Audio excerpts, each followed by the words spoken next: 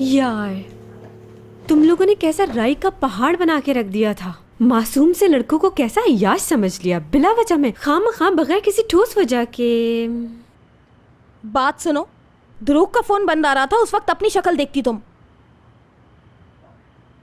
Enjoyment होगी लेकिन अच्छी खासी।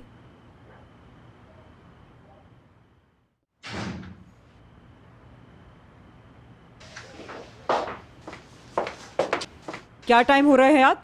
हाँ,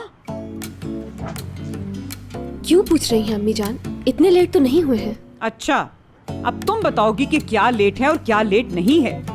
लड़की, जब तुमने बाहर जाना ही था तो तुम मुझे बताकर क्यों नहीं गई? तुम दोनों भी जवाब दो।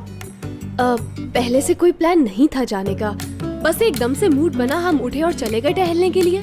अभी तक तुमने मुझे उस लड़के का नाम भी नहीं बताया हयात बेगम। हाँ, और अपनी माँ से ऐसे बात कर रही हो, फिर पूछ रही हूँ बता दे वो कौन है। ये तौर तरीके ठीक नहीं है हयात बेगम। वक्त आने पर जरूर बताऊंगी अम्मी। क्यों परेशान हो रही हैं इस कदर? समझ गई, यानी तू उससे मिलने गई थी? हाँ जी हाँ, ये दोनों भी साथ थी और भी बहुत से लोग थे। इसमें क्या गलत किया है? ना गलत तो है। तूने लड़के का नाम तक नहीं बताया और मिलने के लिए चली जाती है उससे। अम्मी बस करें। जब तक तुम मुझे लड़के का नाम नहीं बताओगी मैं बस नहीं करूंगी। अम्मी देख हयात, देख तू बहुत हद से बढ़ रही है। मैंने तुझे बहुत ढील दी है, बहुत ढील दी है।